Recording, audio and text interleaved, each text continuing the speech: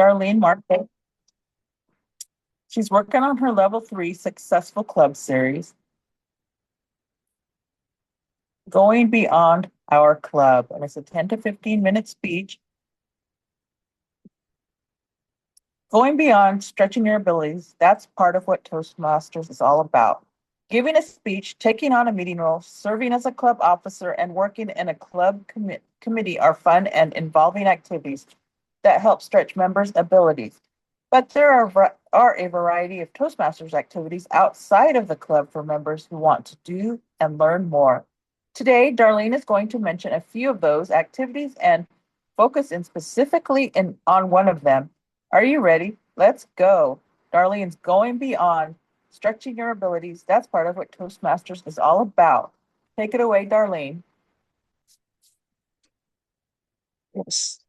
Speech contests are a Toastmaster tradition and provide numerous opportunities for expanding critical thinking, time management, and organization, listening, delegation, and facilitating skills, and all in a challenging new environment. They also provide occasions to meet other Toastmasters and learn more about local Toastmasters events. So you can tell, I'm going to focus in on contests today. Each year, each district in Toastmasters holds 2 or more contests. And the International Speech Contest is mandatory and has very strict rules and regulations regarding every aspect of the contest. To compete in that contest, at least level 1 and level 2 consecutively of any path must have been completed and updated at Toastmasters International in order to be qualified to even be in that particular contest. However, before I continue there are rules about who can and can't participate in the International Speech Contest. However, the district has a choice of several other contests: table topics, evaluation, tall tales, humorous. Those are examples of other contests. Primary rule to follow for those contests is that the contestant must be a member in good standing in a club that's in good standing. That means they have at least 8 paid members. That means that the dues have to be paid up to date, and dues renewal happens right in the middle of contest season. The new dues need to be paid and on time in order to stay qualified. And your club needs to have the 8 members for the member to be qualified for that speech. This year, our District 2, in addition to the Toastmasters International Speech Contest, has chosen to do the humorous speech contest. We can see it there. Okay, there we go. Okay. It finally worked.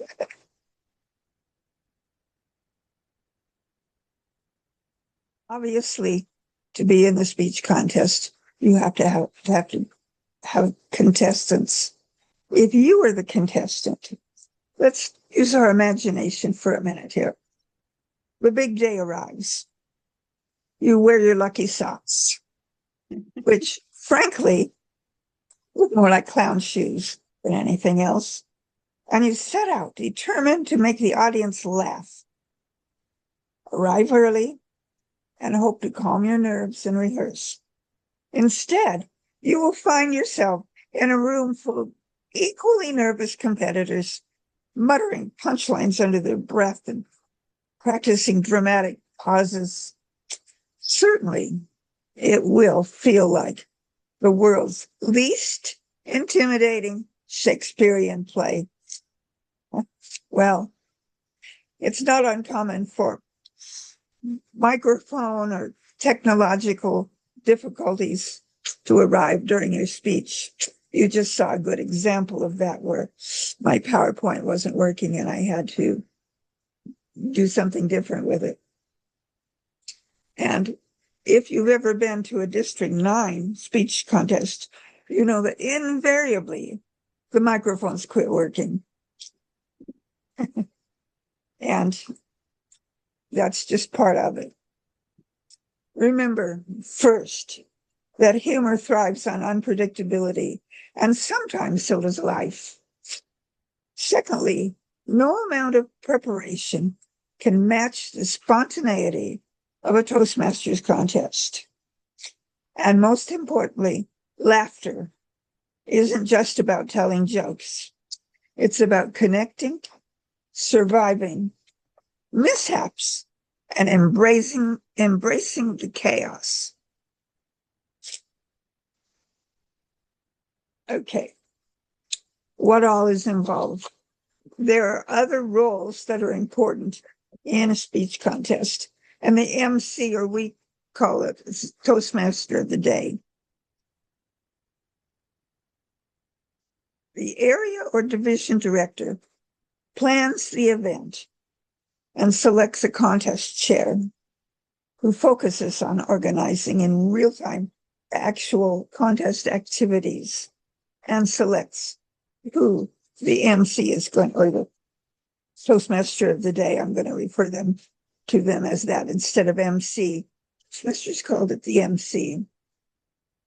It's the Toastmaster who introduces the speakers, keeps the events on track, similar to what the Toastmaster does in Toastmaster meeting, like today's meeting. And of course, we need judges in order to figure out who the best speaker is at the contest. The people in the audience don't get to choose that. It's the judges who choose that. Judges, the contest judges, require fair and impartial judges. That means no picking out the person who's in your club, no picking out who you decided ahead of time was best. No, fair and impartial. The members can volunteer, or sometimes they may be voluntold, to serve as a judge for an area, division, or district contest. Likewise, they can volunteer or maybe ask to serve as a chief judge. The chief judge's job is to appoint the contest judges and then acquaint them with the procedures and oversee the judging and ballot count. Well, after we get those ballots, we have to have ballot counters. The ballot counters are the people who count the ballots and tally up who the winner is. And we have to have a timer. The timer is the one who operates either stopwatches and or timing devices in the contest. And let me tell you, in a contest, they have to be very precise. I have been to a contest where this person gave a wonderful speech. She went over time by merely 2 seconds and got disqualified by 2 seconds. So very precise. And then you need a sergeant at arms. The sergeant at arms escorts the contestants and individual audience members in and out of the contest room at the appropriate times or for the appropriate reasons. Toastmasters International each year publishes a contest rule book. That rule book is different every year. Well, a lot of it's the same, but there are things that change.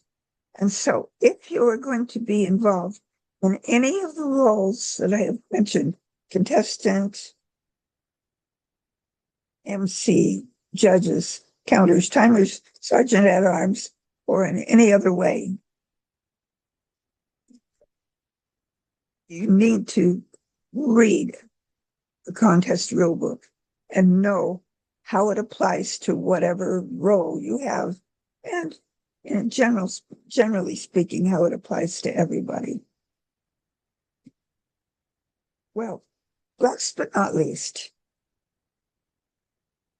the next role is the audience.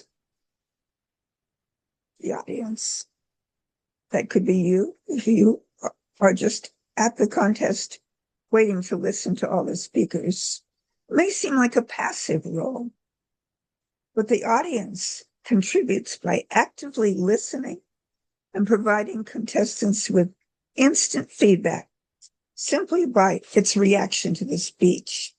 Remember, if you're the speaker, allow extra time in your speech to allow for audience feedback, such as laughter or amazement or any other reaction that you might get. Those all take up time in your speech. And there are other ways. Remember, during the introduction, it said there were other ways to participate outside your club in Toastmasters.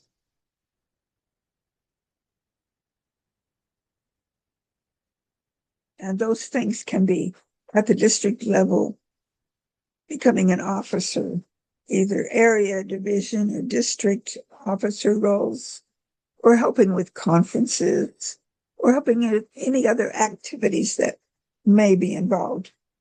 But all of that's for a different speech. Contests as well as other participation activities help one learn by observing excellent speakers. And don't forget, you can find many of those winning speeches on YouTube or various other online venues. But being at an in-person speech contest is something that you should do, because they're different than just watching the speech. The whole process is very interesting and very much a learning experience. Even if you don't want to compete or help with a contest, go to an in-person contest. You will learn a lot, plus gain Toastmasters camaraderie. You will meet people of varying backgrounds and experiences at conferences and at other area, division, or district activities, and at the international convention. Remember, Toastmasters is an international organization, and as such, I have been enriched by having friends from many places, some of whom I only have Toastmasters in common with. But my life is full because I know these other people and I'm friends with them. I encourage you to give your speeches in your club. Make sure you're following your path and find outside of the club activities to be part of. You will grow both in your ability to speak and in your leadership skills. Remember, take advantage of learning and leadership options that Toastmasters provides. Back to you, Madam Toastmaster.